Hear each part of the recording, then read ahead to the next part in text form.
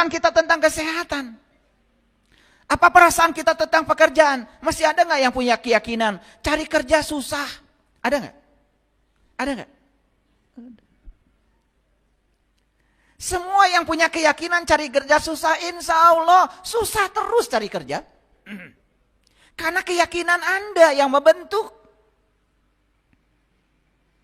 Kita lupa bahwa sebetulnya semua yang kita raih hari ini itu buah dari keyakinan kita. Kita meyakini yang tidak terlihat, ternyata yang tidak terlihat itu akan nampak. Kita menjadi melihat yang kita yakini. Cuman kita nggak pernah sadar.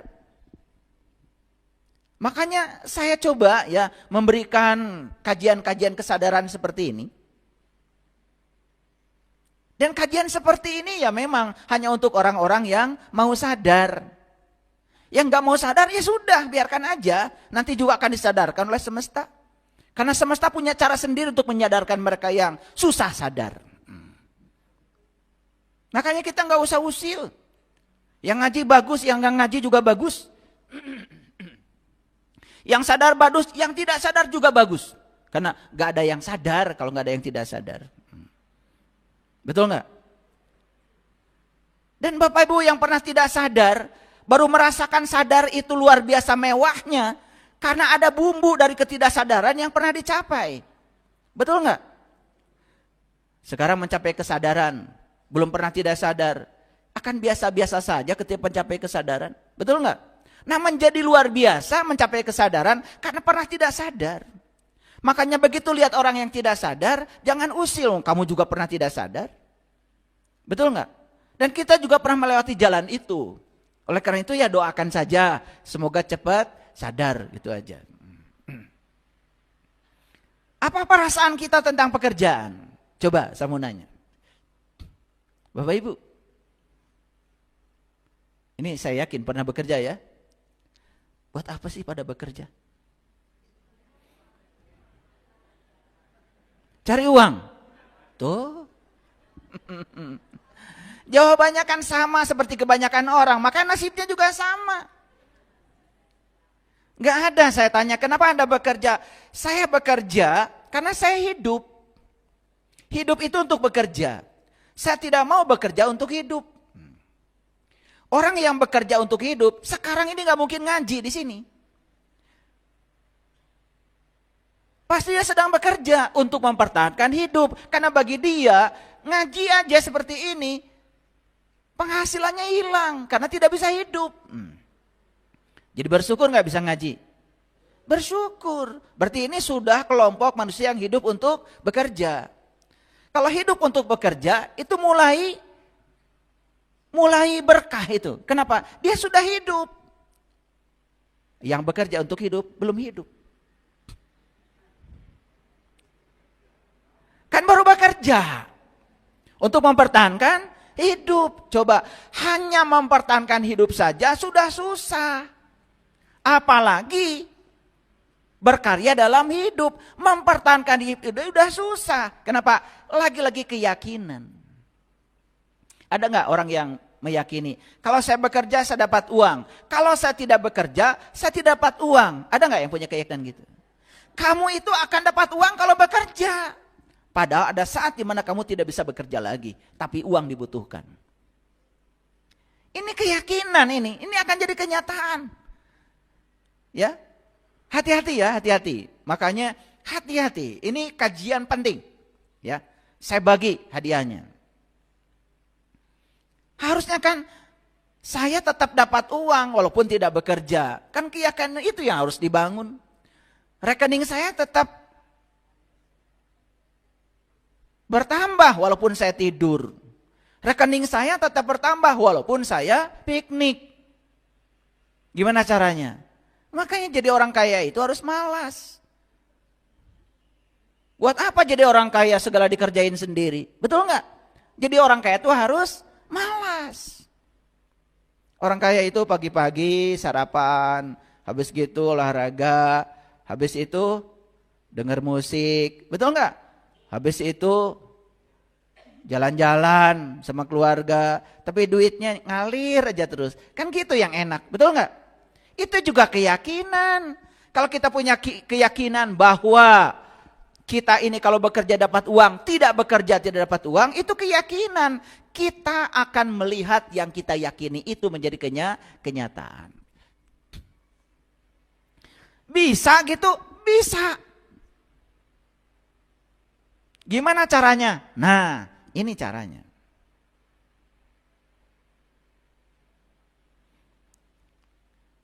Kita datang ke dunia bukan untuk susah. Makanya buang, hidup itu susah dan penuh perjuangan, buang. Ganti sekarang, hidup itu mudah dan menyenangkan. Anak saya bicara sama saya, ayah, nanti bulan depan pengen balapan. Ada balapan tuh di Birgif. Harus pakai mobil balap dong. Iya ya. Oke. Nanti juga ada mobilnya. Saya ngomong gitu aja. Saya tidak mengatakan uang dari mana, enggak. Tidak mengatakan kamu mimpi, enggak. Nanti juga ada mobilnya. Apa yang saya katakan selaras antar pikiran dengan perasaan saya. Betul itu. Sebelum jadwal balap itu tiba, ada seseorang yang kemudian ikut pelatihan spiritual dengan saya. Saya cerita, anak saya itu suka balap. Saya juga nggak tahu kalau dia punya mobil balap. Lah saya ceritanya ke dia kok, bukan pada yang lain. Itu juga frekuensi kan? Itu getaran, itu energi. Selesai itu diam-diam, besok-besoknya itu dia datang lagi ke Bandung bawa mobil balap itu.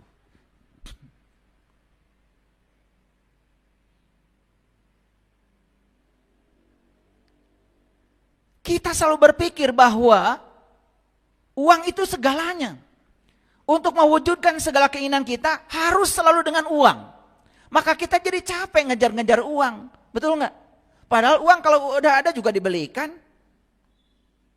Hati-hati dengan pikiran.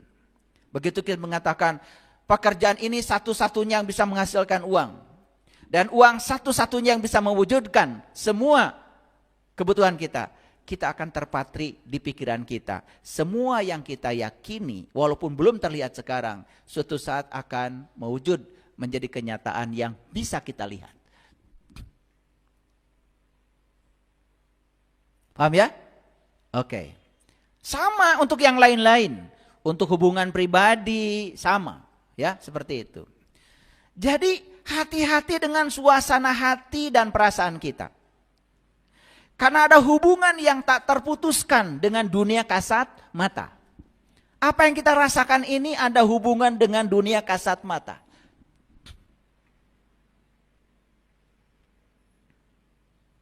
Bapak Ibu, lagi tidak punya uang, tiba-tiba ada tagihan. Bagaimana perasaannya?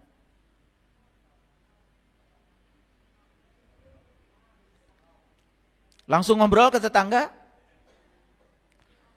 Langsung curhat sana sini? Perasaan yang tidak enak ini diperkuat oleh kita sendiri. Pertama kita sedang tidak punya uang, tiba-tiba dapat tagihan. Itu akan memperbesar utang kita. Dan tagihan tidak terbayar, setelah itu kita akan punya utang baru lagi. Percaya sama saya. Tapi kalau kita bisa menjaga perasaan kita, jaga perasaan kita. Gimana caranya? Disitulah pentingnya kita belajar keterampilan menjaga perasaan di frekuensi positif. Apa bisa? Bisa. Contoh, ini tagihan apa nih? Tagihan listrik misalnya. Ketika kita merasa ketika bayar tagihan itu uang kita dirampok, uang kita berkurang, maka uang itu sedih dengan perasaan kita. Dan kesedihan pada perasaan kita membuat uang itu tidak rindu lagi untuk datang kepada kita. Coba sekarang dirubah pikiran dan perasaannya. Oh, saya sudah merasakan tidak ada listrik itu seperti apa. 2 jam, 3 jam gak ada listrik itu seperti apa? Saya membayar tagihan ke PLN ini bukan perampokan PLN pada saya, bukan. Saya ingin mengembalikan jasa baik PLN. Saya ingin berterima kasih pada para penemu listrik. Saya ingin PLN di Indonesia ini tetap bersinar. Tetap ngasih cahaya pada semua masyarakat. Biar perusahaan ini tidak boleh jatuh. Dan kalau saya bayar ini berarti karyawan PLN pun semua yang mengurus listrik itu juga mereka sejahtera. Itu namanya perasaan positif. Tapi begitu ada tagihan merasa dirampok. Udah gitu dikeluhkan, ini listrik bulan ini mahal, lah kamu kan yang pakai. Lihat, orang yang suka protes pada uang. Lihat. Tambah sulit sama uang. Nih, di sini ada. Yang suka berantem soal uang di rumah, ada di sini orangnya. Merindukan uang, tapi uang itu dijadikan sebagai kambing hitam untuk membuat perasaan kita jadi buruk. Bahkan ada orang di ruangan ini ketika dapat gaji tidak bahagia. Saya tahu orangnya, perlu saya tunjuk? Uang sudah datang dia tidak bahagia, karena apa? Pikiran mulai mikir. Wah, ini SPP anak, ini. Perasaan langsung negatif, kata uang. Tekaduhung aing mah datang ke dia.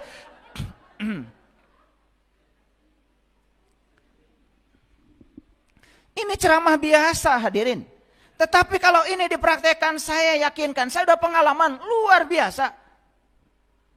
Luar biasa. Bahkan ketika tagihan datang, saya bilang, terima kasih uang sudah datang. Saya imajinasikan aja tagihan itu cek. Cepat punya uangnya itu. Ini masalah. Makanya saya tertarik untuk kasih judul ini, meyakini yang tidak terlihat, hati-hati. Karena kita akan melihat yang kita yakini itu menjadi kenyataan. Saya ngajar mata kuliah entrepreneurship di perguruan tinggi. Di beberapa universitas. Bahasa Indonesianya mata kuliah kewirausahaan. Ingin mencetak anak-anak muda ini menjadi orang-orang yang berkelimpahan itu. Ternyata tidak mudah membalikan tangan. Karena apa? Saya harus meruntuhkan dulu keyakinan-keyakinan yang dibangun oleh ibu bapaknya, guru-guru sebelumnya, lingkungannya. Dan ketika saya kasih kuesioner, hampir 99% mahasiswa mengatakan uang itu susah. Bayangkan. Siapa yang ngasih program pada otaknya itu? Kan kita-kita juga nih orang tuanya. Kalian kali ya. Lupa saya.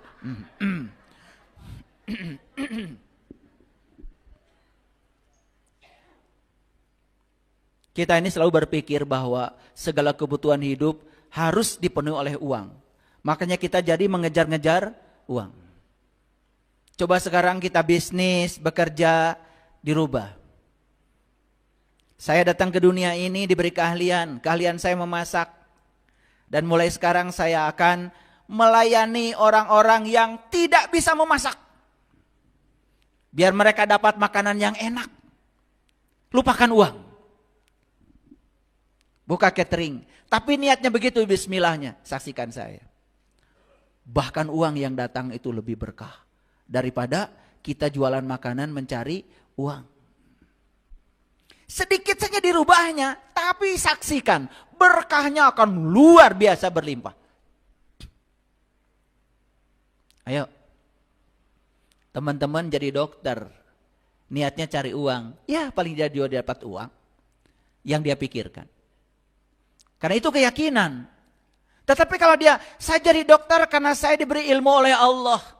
Untuk menolong orang-orang yang butuh pertolongan. Saya akan tolong orang-orang yang butuh pertolongan medis. Dengan sepenuh hati saya. Karena saya percaya. Saya sedang dipakai Allah menjadi kepanjangan tangannya. Untuk menyampaikan cinta kasih Allah lewat peran saya sebagai dokter. Apa uang tidak datang? lebih banyak. Jadi kita bukan mengejar uang, uangnya yang mengejar kita. Tidak terhormat manusia yang mulia mengejar-ngejar uang.